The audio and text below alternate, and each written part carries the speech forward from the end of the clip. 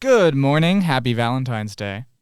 Welcome back to The Tangent. This is Hot Off the Presses. My name is John Miles, My name is Duncan. and we're back to go through another week of news for you guys. Yep, sorry for no video today. My bad, forgot the adapter. But it's a pretty small week of news, I would say. Not too much news happening this week. I mean, there's the big Wolfe faculty letter, but overall, I mean, there are just like a bunch of small things we want to touch on like real quickly. Yeah. So first for the Lightning news, we have Purdue baseball. Purdue baseball is coming back. So it narrowly missed out on qualifying last year for the tournament. And in the Thursday article, it says that they want to go into the 2026 season winning the Big Ten championship, hopefully, is their goal. Yeah. I mean, in some sense, I feel like that's your goal every year. Yeah, I mean, yeah. But I do think there's a lot of new players, right? They got 10 JUCO transfers, 5 freshmen. Only 5 of the 14 position players that started at least 15 games last season returning. So I don't know. It feels like a lot of development to happen, and obviously you want to get into the tournament. You want to win the Big Ten championship, but to be realistic, might be a building year. Yeah, it's definitely like a training season. It almost feels like. Yeah. Okay. Moving on. Breeze. We love our Drew Brees, don't we? Well, he was nominated to be inducted in the 2026 Pro Hall of Fame. That's so awesome. That's so incredible that the legend alumni is up for that prestigious award. Yeah, super cool. Not a surprise to anybody. I mean, he's one of the greatest NFL quarterbacks of all time, and clearly the best. There are some other names, but probably the best Purdue quarterback of all time. So really cool. Sweet. Let's move on to that Nebraska basketball game. Yeah. I didn't watch it, but what did you think so of we it? started off hot. Yeah. It was looking like it was going to be a beatdown. And then in the second half, we slipped quite a bit. They came all the way back, went to overtime, and then it was a battle in overtime. And Oscar Clough with, pretty much the winning shot, and then the slip by Nebraska, which is super crazy. I know I showed you the video of it right before this. Oh yeah, the slip. Devastating. I mean, if I was a Nebraska fan, I'd be devastated. And you can tell the crowd there was devastated. Yeah. But what was that video though? The other video. So this video's come out of somebody throwing something at the Purdue bench in between. So Clough gets the shot and the and one. So he shoots the free throw, and then Nebraska, I believe, takes a timeout then to set up a play and stuff. During that timeout, I think somebody threw, they think it's a beer can maybe, at the Purdue bench, and it lands in front of them in that spot, kind of close to where the Nebraska player slips on the next play. So I don't know for sure if that's connected. I think there's some investigation by Nebraska into that fan's behavior, but I mean, if anything, that's like karma. Yeah, that's karma. I was just about to say that, yeah. like being angry at Purdue and then that causing the win. Yeah, that's it's got to be rough to be a Cornhusker right now. Oh yeah, for sure. I was kind of hoping that we would just like beat them down and solidify ourselves as like, we really shouldn't be ranked 13th. We really should be a lot higher. Yeah, we're a lot better than that. We are. Nebraska ranked number 7. So we proved that we belong for sure. I was hoping we'd just beat them down though and send a message, but it's all right. It's a good win. We're building the story. We're building the story. Yes. Okay, sweet. The next thing I wanted to jump into is a new animal rights advocacy came to Purdue, and it's still here. It's a club. It's called ASAP. What does ASAP stand for? It stands for Allied Scholars for Animal Protection. and it believes students have the power to solve the world's most pressing animal rights issues and lead one of the most important movements in history. Their strategy, going vegan. Let's talk about this for a second. I just reading the quotes, going off of what they said directly. They are quoted as saying, "We take an abolitionist approach to these issues instead of welfarism." Yeah. It just seems like they're out of touch a little bit. I agree. I think they're out of touch. And animal rights is something that definitely not enough people think about, you know, in like even in, you know, philosophy, there's some things that we think about animal suffering, right? It is a problem, but there are a lot of problems in the world and in this country. Hunger. And, you know, some human beings are actually, you know, having much bigger issues that I think are much more pressing. And I think for some people, like, they're just trying to have enough food to eat. Yeah. Right. So we're not even in the conversation of, yes, in a perfect world, maybe we'd all be vegan, or maybe we'd find some way to not have animals suffering. Maybe we'd try to, you know, there's questions about factory farming that, you know, we could probably regulate it better or whatever. But there are also people who are just trying not to starve. And so, you know, I think it's a good cause, but I think they are a little bit out of touch. I'd agree. Yeah. Also, it says in the article that there are videos across their social media pages showing students doing things like, quote unquote, selling dog meat. I don't know what that means. I don't know what that means either. Honest, like, I've got no idea. Because the quotes are around selling, not dog meat. So do they have dog meat and they may or may not be selling it? Yeah, I don't know. That seems disturbing. I actually have no idea. I mean, it even says, you know, they said it's aware its inflammatory and radical approach may seem outrageous to some, but the association believes it's crucial to the movement. Yeah, I don't know. I mean, I'm not sure what that means. Yeah. Really at all. I don't know. I mean, the other thing here is that they show shocking videos of factory farms, and like, that's understandable. I understand that as like a sort of persuasive technique to get people on your side. Quote unquote selling dog meat just threw me there when I was reading the article. Yeah, if the quotes were around dog meat, then we'd be like, okay, it's the dog meat's fake. Clearly, I hope it's still fake. I mean, a shame. You know, and they're just trying to send some kind of message. But yeah, the quotes around selling, I don't know. Poor old Yeller. So I think the next thing we wanted to go into was, I mean, we have this lovely opinions article in the, Thursday edition over Bad Bunny's halftime show. And I mean, really, the halftime show sort of took the country by storm. You couldn't go anywhere and not hear about Bad Bunny and the halftime show. Oh, yeah. It was really great. And also, you know, the game itself was pretty poor. Bad. So, you know, one of the worst football games I've ever seen. Like, bottom 5. Like, it was not entertaining. Yeah. Like, I was talking to my mother about this, and she was like, well, I like a good defense game. But it was like the defense wasn't even doing anything that interesting. Yeah. Because I also like a good defense game, but yeah, it was pretty much a beat down from the start and knockdown, drag out. So I don't know of any, like, after the game, everyone's talking about the halftime show, obviously. I mean, the ads weren't even that good this year. Like, the best part of the whole Super Bowl was the halftime show, I felt like. Yeah, I'd agree. I can't think of... Yeah, there was the Minions, but that's all I remember from the ads. Fair. I remember the prostate cancer ad. There were a lot of PSAs in this Super Bowl. Yeah. But wanted to talk about specifically the halftime show. The choice to bring Bad Bunny to do the halftime show raised a lot of animosity with people. Some people didn't like the idea that he wasn't going to sing in English.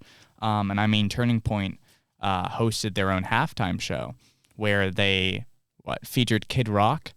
Yes. And had their own halftime show, and Yeah, the All-American. the All-American. Yep, halftime show. that's what they called it. I watched it not during the halftime show, but I watched it. I watched it the morning after just to do some research on it, just to see what it's all about. Yeah, for research. Yeah. For research. I swear it was for research. But I was watching it, and it opens with this like guitar riffy national anthem. Pretty cool. I like that. That. Solid performance. And then from there it goes downhill, like objectively. Yeah, I mean, part of the issue is that you're starring Kid Rock. Kid Rock. That's part of the problem, but who was obviously lip syncing. Like it was so bad. Like clearly, and there's moments where he, like, it's not even close. Like he has the mic down at his waist. Yeah. And it's clear that he's lip syncing, but it's also funny that, like, you know, he's really not what I would say is the example of American values either. Are you talking about his statutory? I am talking about lyrics? His lyrics. Let me see if I can pull them up. Questionable for sure. I mean, you can state your opinion. I mean, we're not okay. Oh, yeah. So, the lyrics are young ladies, I like them underage. See, some say that's statutory, but I say it's mandatory. Yeah. Yeah, so I don't know. I mean, I think it's ironic that you know, I don't know, in terms of like values and stuff, right? We see in Bad Bunny's halftime show a couple get married. Yeah. And a great, you know, wedding celebration and dancing and all that. And then in the All-American halftime show, you know, we got this guy.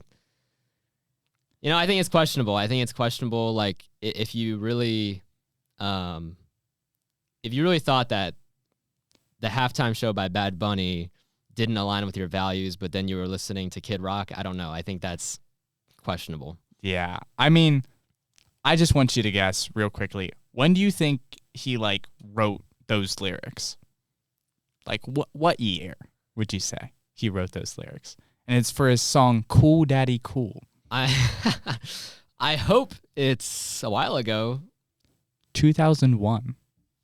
Yeah, that's 25 years, but it's a little bit, but it's not 21st century. It's not as long as I would have hoped. You know? I was hoping you were gonna say, you know, 1800s. Yeah, you know, yeah.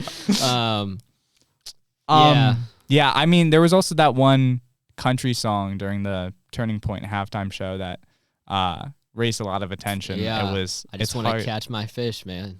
Yep, it was. It's hard being country in this country nowadays. And he's like, I just want to mow my lawn, catch my fish, feed my dog.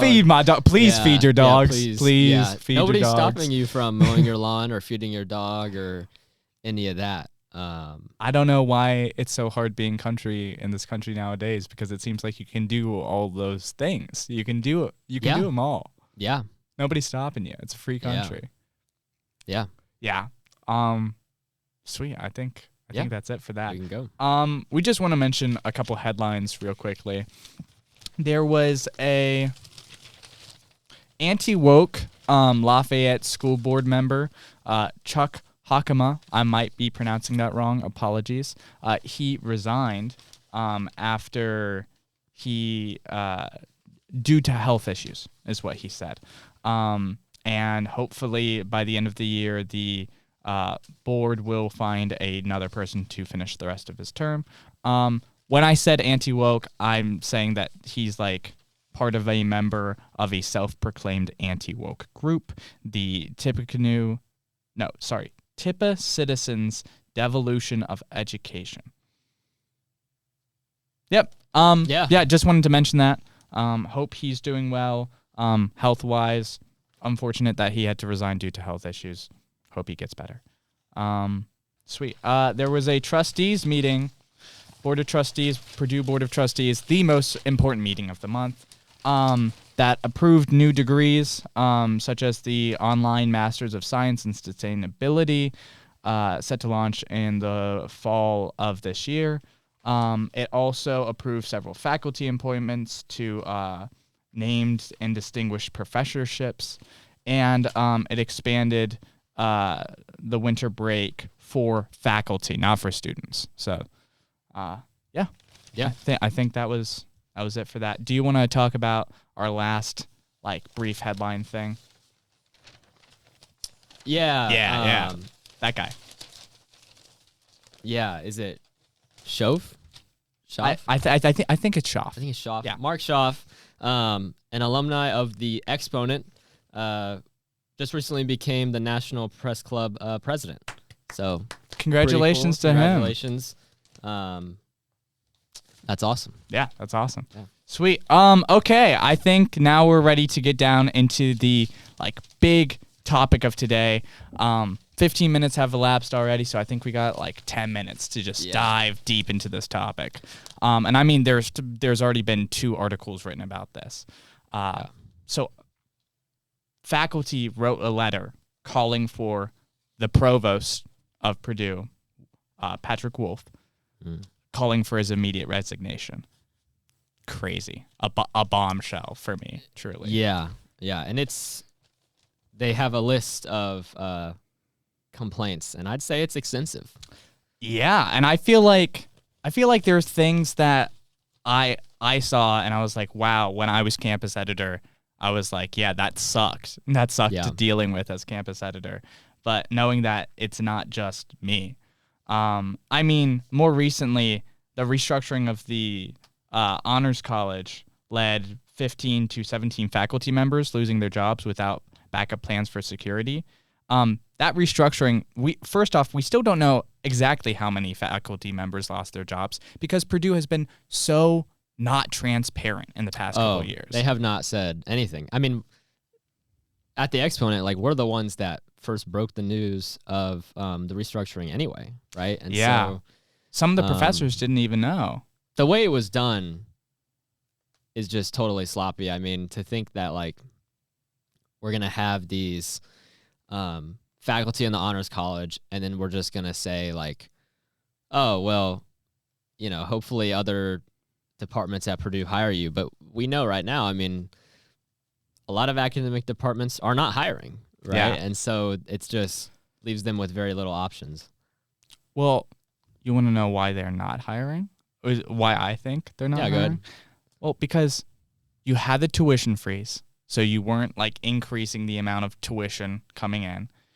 You've had, which is just I feel hit Purdue to its kneecaps. It sort of crippled it and its ability to function. That's why we have a bunch of positions getting cut, a bunch of things getting cut, not just due to state or federal policies.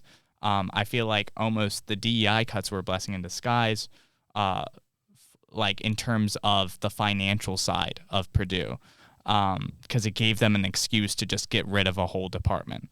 And it's just unfortunate that although we are having this massive fundraising campaign, Victories and Heroes, we're still cutting and cutting and cutting. And it's where's the bottom line? It's not with the Honors College, which is just established. I mean, it's over 10 years old, barely. Yeah.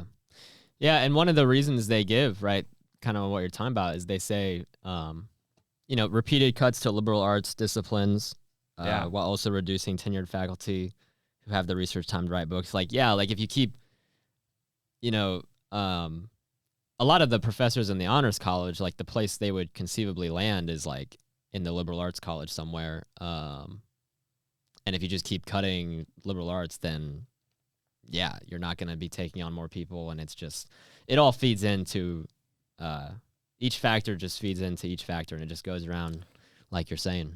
Absolutely. But you know what stuck with me out of this article that I didn't catch when it happened? Not appealing to the U.S. Department of Education's discontinuation of a $34.9 million education grant for the Indiana Gear Up program, which included a scholarship program for supporting lower-income students' participation in the pursuit of higher education after high school. Purdue had 7 business days to appeal this decision, and this grant was the 6th largest federal grant in Purdue's history. What are we doing? If we don't have the money, from the tuition freeze, why are we not going after every single monetary stream we can? Yeah, it's a great question. Yeah, I don't know. I mean, certainly, and the second article on this, right? So the Purdue student government has come out to talk about this letter, and I kind of agree with their approach that these are problems, right? These issues are problems real and significant, and I kind of agree with the faculty who wrote this letter. Like these are definitely big issues, and I think it just erodes some credibility from the university. These things that not appealing the discontinuation of that program, cuts to liberal arts disciplines, all these different things that have happened. And just the lack of transparency. Yeah. I think that's one of the main things in the PSG letter. It's just like the lack of transparency and just the unilateral decision making. Like who is in the decision room deciding to cut all these programs, deciding to not pursue these grants, and just it's been a sour year for Purdue. Over the past year, it's just been sour. But Duncan, isn't it the case that our declared aspiration to become a top 5 public university in the United States requires considered choices and trade-offs, and understandably such are bound to be uncomfortable for some? Yeah, that was Wolfe's response to the letter. It was his response to the letter, and which is basically a big F you. Yeah. It's basically we have our goals, we're going to do what we want. Yep. Yeah. Now, what's interesting is, and you mentioned before this, is they've clearly gone after Wolfe, but I think there's a bigger issue. Wolfe is probably a scapegoat. He definitely is. Yeah. He's the one person that they can point to and go, you, and bring their pitchforks and torches for. And because it's so hard. It's so hard to blame an entire administration for systemic error. It's just on all fronts, internal communication within Purdue sucks. We don't understand why decisions are being made, who's making the decisions. So they're just calling out essentially Cheng's number one guy. But it's really, I think, indicative of where this administration is at as a whole, right? I mean, like you said, it's hard to call out the whole administration, but there's been a lot of problems. And in some sense, I get certain decisions, right? We're kind of in this country, we're in a political climate where, you do have to be careful, right? If you're the president of a university and you see other universities being, sued and stuff by the federal government, by the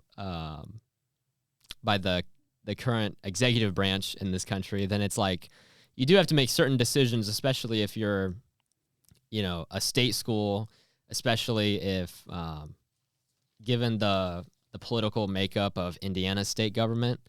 But I still think some of these things are just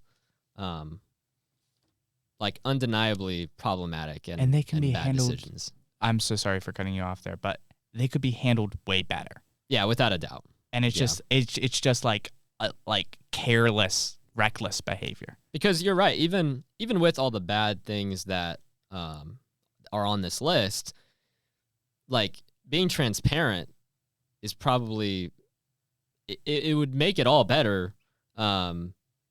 Just the fact that they're just making decisions behind closed doors and then just having things happen, it's definitely bad. And if I was in the faculty, I'd be upset about that. Totally. Yeah. Now, John, I'm going to ask you point blank. Do you think Wolfe should resign? I don't know that anything will happen if he does. I agree. Yeah, that's the problem is I almost want to say, to answer your question, I want to say no. I mean, he could. I think all of these reasons are valid reasons for calling for his resignation, but I also think they're just going to put someone else in his spot, and they're going to keep making decisions the same way. Like, I don't think anything's really going to change if he does. I agree. He's just a scapegoat, and they'll put somebody else like him. He's almost the fall guy, it feels like. Without a doubt. Yeah. Crazy. We'll keep updating you as the story evolves. If it evolves, we'll see what happens. But I think that's it for Hot Off the Presses today. Yeah. Sounds good. Have a great day.